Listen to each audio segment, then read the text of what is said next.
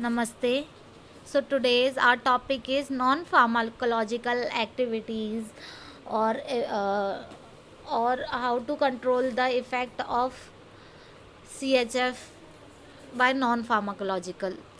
So first is activity routine modest exercise for class 1 to 3rd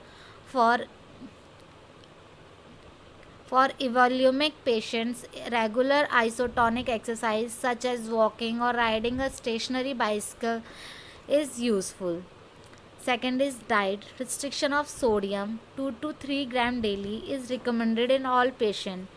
Extra increase 2 gram reduction in the moderate to severe cases. Fluid restriction to increase more than 2 liter per day if hyponatremia, then more than 130 mq per liter. Then caloric supplementation with advanced hf and unintentional weight loss or muscles wasting. Cardiac cassia reduction of the eliminate alcohol and caffeine, quit smoking. Surgical measures are car- cardiac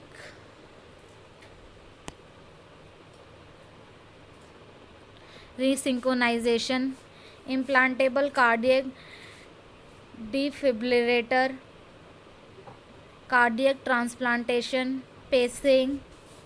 Then novel agent in HF is newer inotropes, cardiac myosin activator, omecamtiv and imicarbal.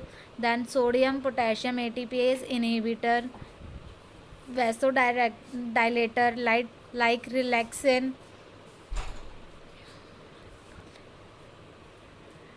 neuregulins.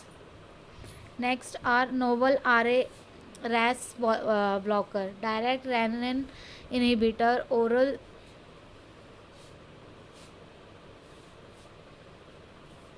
non-steroidal aldosterone synthase inhibitor, dual ACE and NEP inhibitor, dual NEP and ECE inhibitor, then triple enzyme inhibitor, dual dopamine and agonist, then dopamine beta hydroxylase inhibitor,